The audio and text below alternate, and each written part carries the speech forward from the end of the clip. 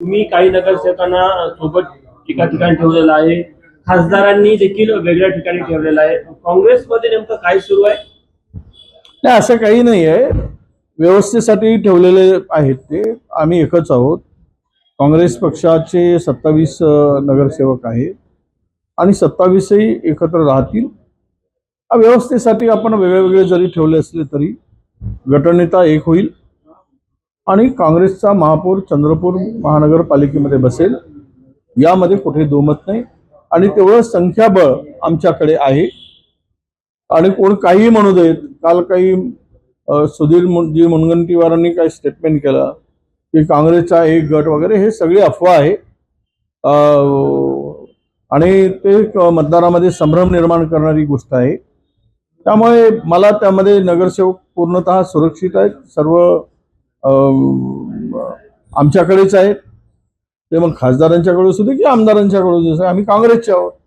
आम्ही एकत्र येऊ, गटनेता तयार करताना एकत्र येऊ आणि सत्ता स्थापन करतानाही आम्ही एकत्रच राहणार आहोत. काँग्रेस म्हणून आम्हाला आमच्या महानगरपालिकेवर सत्ता प्रस्थापित करणं, यासाठी लागणारं संख्याबळ 3 अपक्ष जे काही आहेत आमच्याबरोबर आघाडीमध्ये होते, आम्ही ज्यावेळेस अलायन्स केलं होतं शेकापचे, ते सुद्धा आमच्या सोबत आहेत.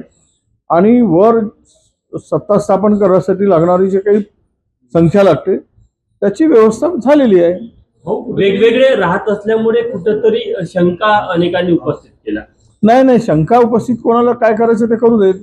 आता तिकडे मुनगंटीवारांची माणसं वेगळे आहेत, जोरगेवारांची माणसं वेगळे आहेत. म्हणजे काय ते एकत्र येणार नाही असं होत नाही. कालच जोरगेवारांची माणसं एका नागपुरातल्या हॉटेलमध्ये आहेत, मुनगंटीवारांची माणसं दुसऱ्या हॉटेलमध्ये आहेत, आम्हाला माहिती आहे.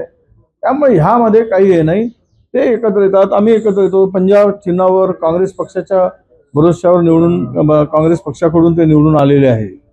आणि तिथे कुठेही त्यांना काही चुकीचा निर्णय घेण्यासाठी कुणालाही स्कोप नाही आहे.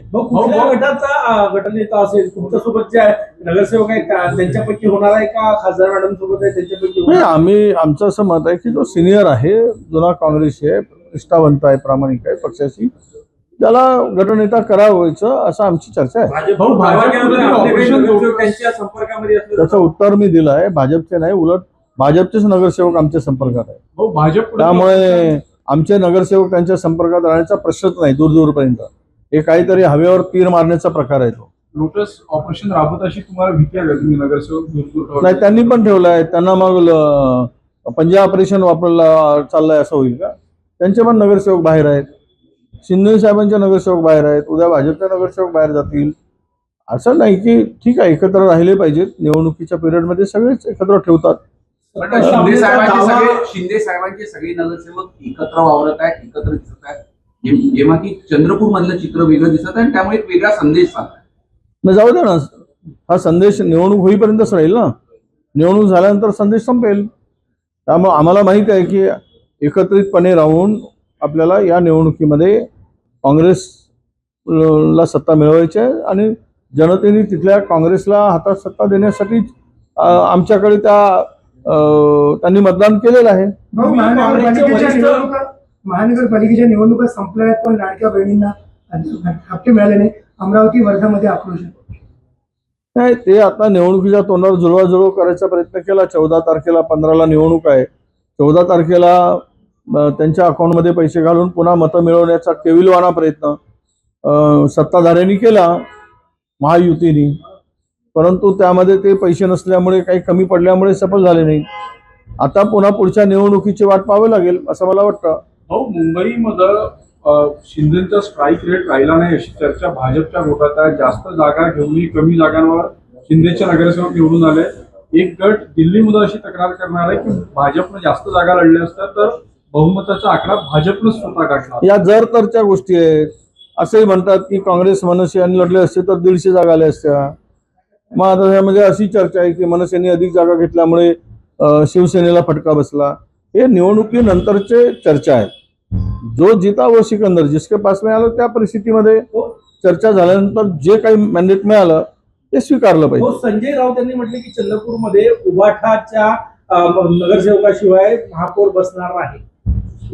नाही, ते उभाटांची आपण युती नव्हती, पण उभाटा आणि आम्ही महाविकास आघाडीमध्ये एकत्र आहोत, म्हणून आम्हाला वाटतं की आपण एकत्र राहून सत्ता स्थापन करावी अशी आमची भूमिका आहे आणि त्यासाठी त्यांच्याशी चर्चा आमची सुरू आहे. त्यांनी पण उभाटाने पण महापौर पदाचा दावा केलेला आहे चंद्रपूर. मागं त्यांनी दावा केलेला आहे, प्रश्नच नाही. त्यांनी दावा करण्याचा त्यांचा अधिकार आहे. कारण पण ते आता चर्चा करून आम्ही तो निर्णय घेऊ. हो, पालघर जिल्हा प्रशासनाने वाहतुकी संदर्भात एक अधिसूचना काढली आहे. त्यामध्ये गुजराती भाषेचा वापर जे आहे ते करण्यात आला आहे. गुजराती भाषेचा वापर करण्यात आला आहे अधिसूचनेमध्ये. महाराष्ट्राची अधिकृत भाषा मराठी असताना गुजराती भाषेचा वापर. नाही, ठीक आहे ना, चांगले आहे की पालघरमध्ये गुजराती भाषेमध्ये अधिसूचना काढत असतील तर त्याची सुरुवात सीमेवरून सुरतवरून पालघर जवळ आहे, हळूहळू ते मुंबईकडे येईल आणि महाराष्ट्राला गुजराती एक नवीन भाषा देण्याचा भारतीय जनता पक्षाचा प्रयत्न जो आहे त्यामध्ये ते सफल होतील असं म्हणायला हरकत नाही. त्यांची इच्छाच आहे की महाराष्ट्र हा गुजरातच्या इशाऱ्यावर चालावा, गुजरात भाषेवर चालावा अशी जर इच्छा असेल तर ती इच्छा पूर्ण होऊन जावी आणि त्यासाठी सुरुवात करून त्याचे रिॲक्शन काय येतात हे बघण्याचा कदाचित प्रयत्न असेल. खडा टाकायचा आणि वाट बघायची. तर भारतीय जनता पक्षाची भूमिका या संदर्भात आम्हाला नवीन वाटत नाही. हो, चंद्रपूरमध्ये भाजप